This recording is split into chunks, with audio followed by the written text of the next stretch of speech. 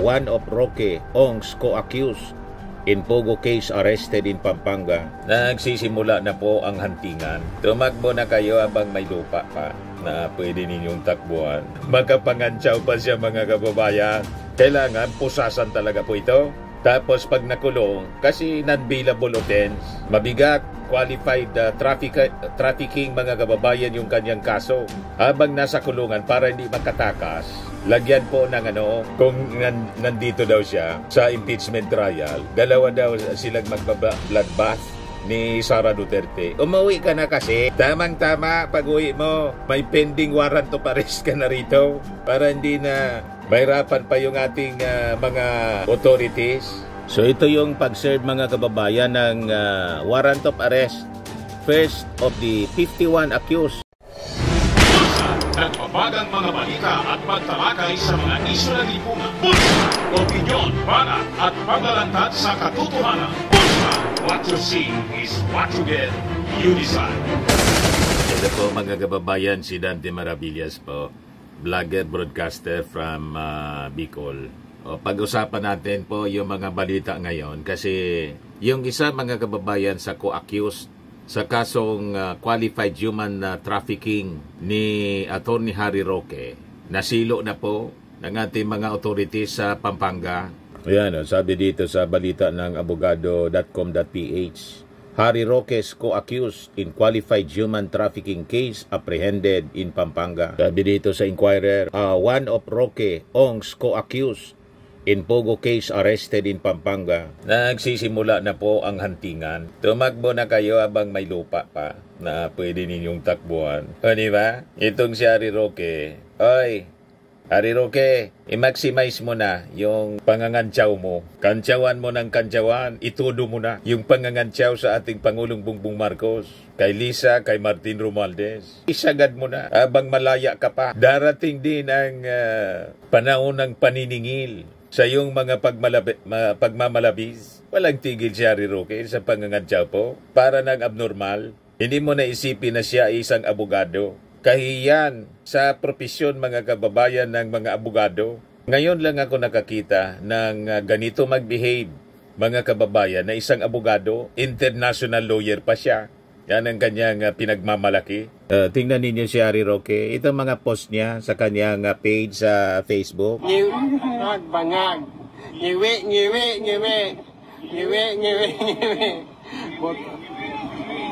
Butod.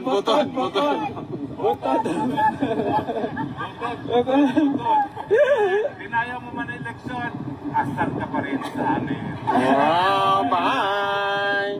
Parang mga paslit mga kababayan, mga abnormal. Wala ba akong nakitang ganyan na mga abogado? Other than si Atty. Harry Roque, tapos yung mga DDS po. Kung umasta, parang mga kalalabas lang sa Mandaluyong. Ito doon yun na ang inyong pangangantsaw sa ating Pangulong Bongbong Marcos. Kasi nalalapit ng paghuhukom. Yan yan, Mr. Maravillas. Parang yung judgment day na ng ating Panginoon. Kasama yan, mga kababayan. Kasi mismo yung ating Panginoon ang nagbabala.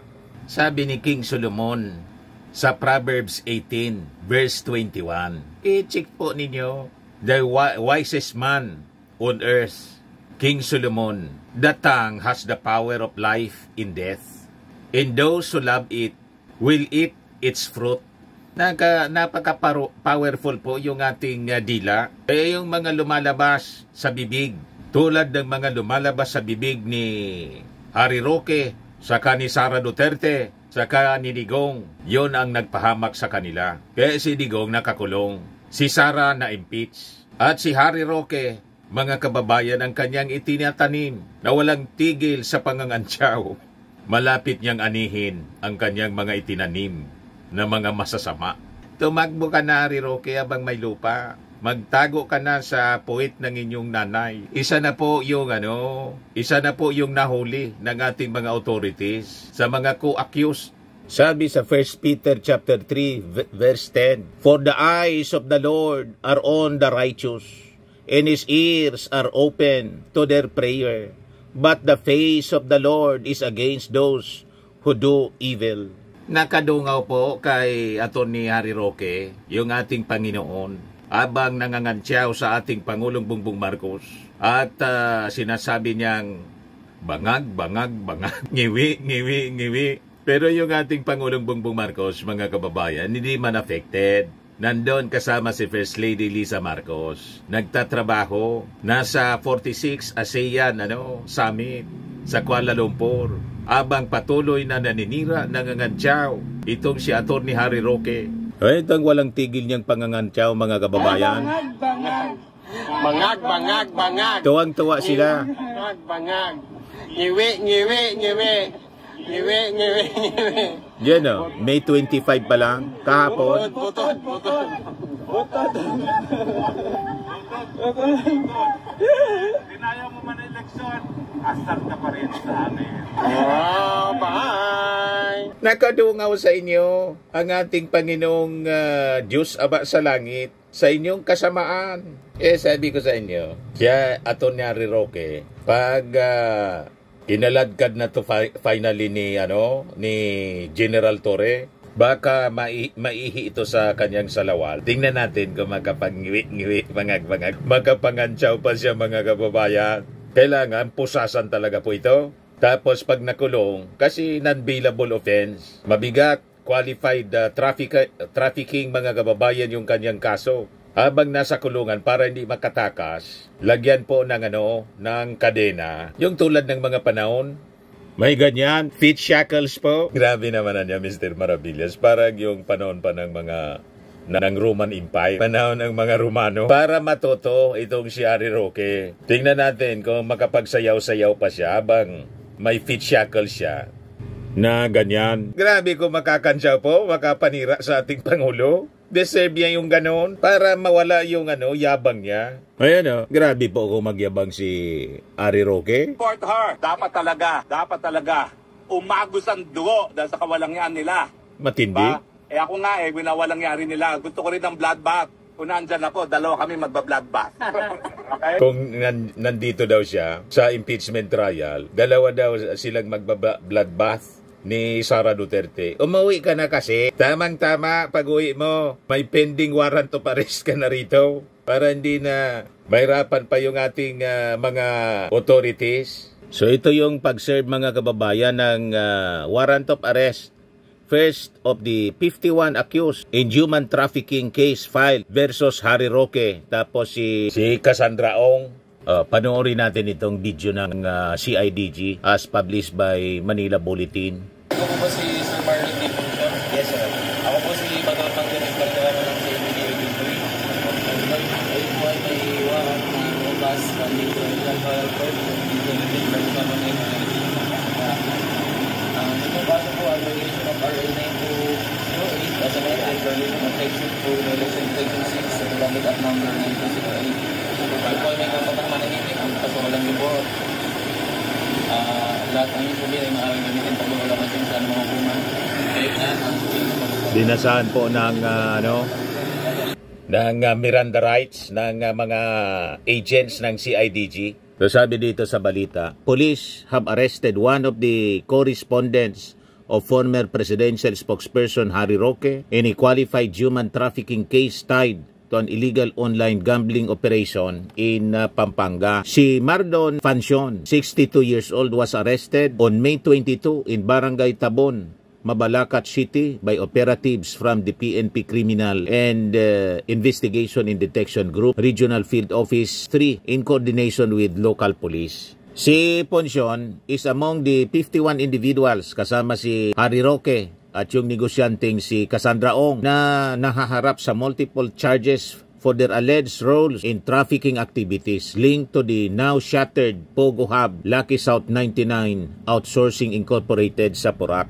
Si Foncion, a resident of Antipolo City and former operations officer of the security agency assigned to the Pogo site, is subject to 2 separate warrants for qualified trafficking in persons, both issued by Angeles City Regional Trial Court, Branch 118. The second warrant covers 10 counts of trafficking, all non-bailable offenses. So ito nangyari after na ilunsad ng PNP yung nationwide manhunt under Oplan Pagtugis para hulihin itong 51 mga akusado. Sabi po ni General Nicolas Torre, Director ng CIDG, itong pag-aresto demonstrate the police force resolve in pursuing fugitives. Kaya, Atty. Harry Roque, i-maximize mo na, itodo mo na ang pangangantyaw.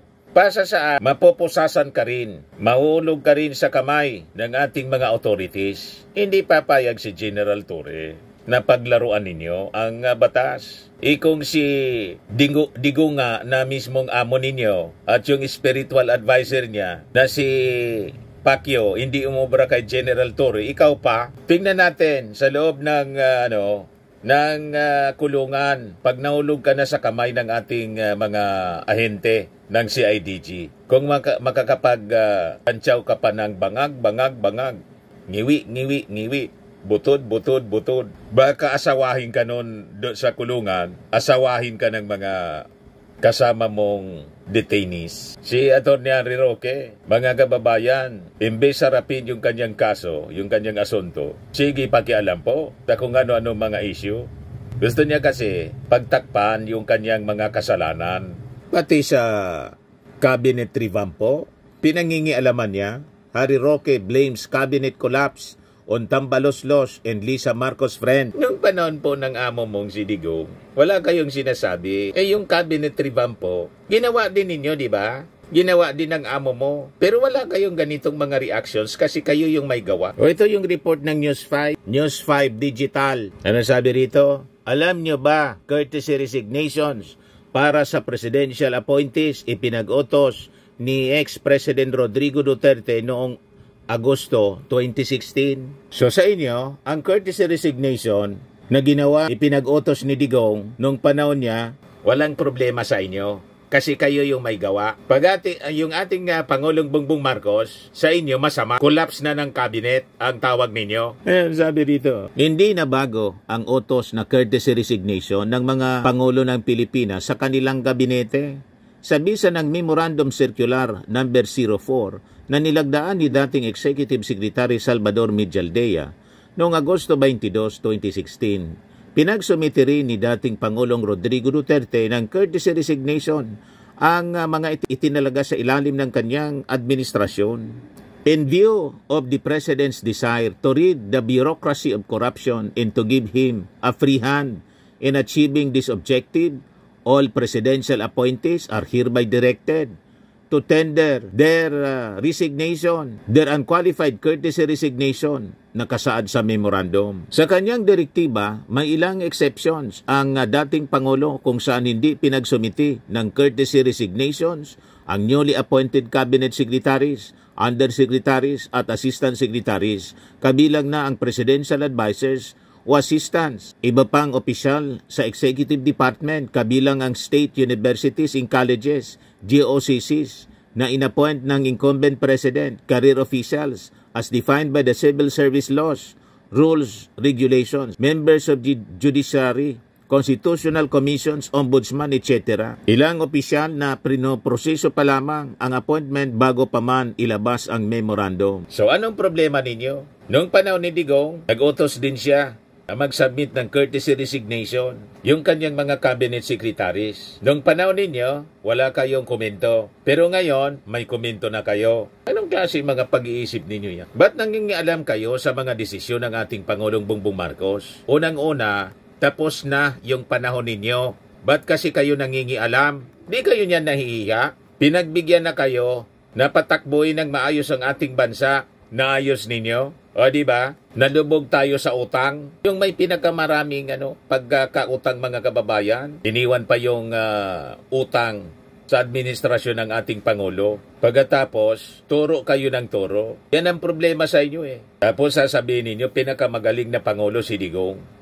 Doon nga lang sa flagship program niya, yung War on Drugs. In 3 years, 14 billion lang na amount ng droga yung nakumpiska ninyo. Bloody war on drugs pa. Pero sa ating Pangulo, bloodless, in 3 years time, 43 billion na triple. You see? Pagkatapos sasabihin ninyo, mas magaling si Digong sa ating Pangulo. Saan magaling? Kung mas magaling sidigong sa ating Pangulong Bongbong, di sana hindi siya dyan nakakulong sa dahig. The fact na nakakulong siya sa dahig, ang ibig sabihin, mas magaling yung ating Pangulong Bongbong Marcos kasi yung war on drugs, walang masabi yung international community, yung mga human rights organizations, may pagrespeto sa karapatang pangtao ang ating administrasyon. May insulto kasi kayo kasi ang daming maling ginawa yung inyong leader. Napapahiya sa achievement and performance ng present administration. Huwag kami, Atty. Harry Roque.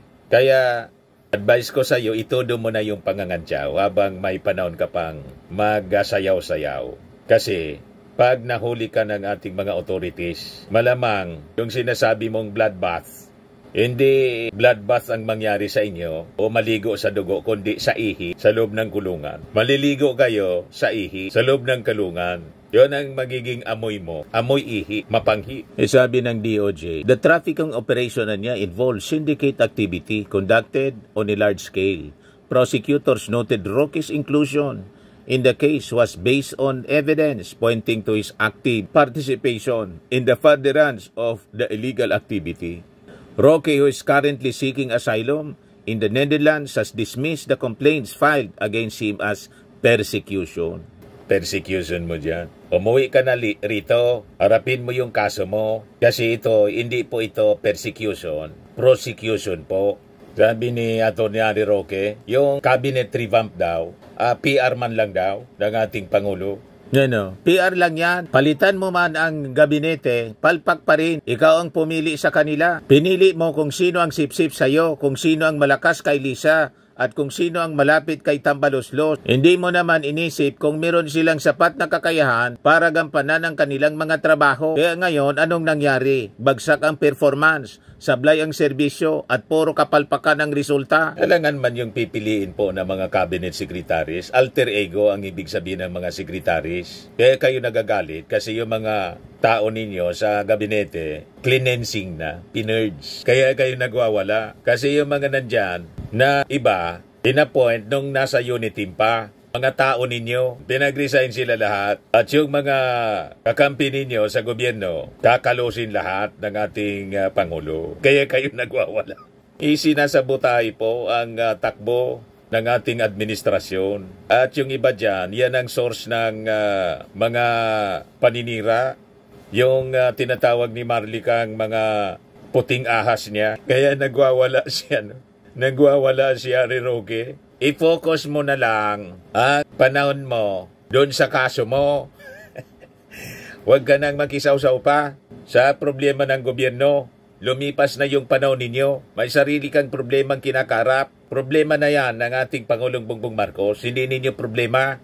Kami nga hindi kami namumroblema. Kayo man lang ng mga DDS ang namumroblema kasi gusto ninyo ilukluk si Sara Duterte. Hindi na makapaghintay sa 2028. Huwag kami, Harry Roque. Umanda ka na lang kasi pasikip ng pasikip ang mundo mo. Yan dahil sa mga kabalbalan ninyo. Ito naman po, Firmax Firming and Lifting Cream. Pinapahid po sa mga pulses in affected area. Mainam po sa paninigas ng mga kasukasuan. Ito naman po, Automax Radiant Serum. Sa mukha naman yung application. Anti-aging po siya. You will look 10 years younger than your age. Sa mga cancer patients naman po, baka lang gusto ninyo itong itry. Neng siya red mixed fruit drink. Hindi mo po siya gamot, food supplement siya. Kaya lang, gawa siya mga kababayan sa goji berry. Yung goji berry, may anti-cancer properties. O ngayon, yung mga inquiries ninyo, dumiritso na lang kayo sa aming messenger sa Facebook para masagot namin agad. Ayos pa? Ayos na ayos niya, Mr. Maravilla. At sa mga naghanap po ng malinis and spacious fitness gym, pumunta lang po kayo sa aming Colossal Fitness Gym. May Grab car rental din po kami. Ito naman po yung bago naming product na binibenta online. Eye Glow Serum, whitening po siya. Tingnan ninyo yung epekto sa aking anak na architect before and now. Yung mga inquiries po ninyo, dumiretso na lang kayo sa kanyang Facebook account, Riz Maravillas.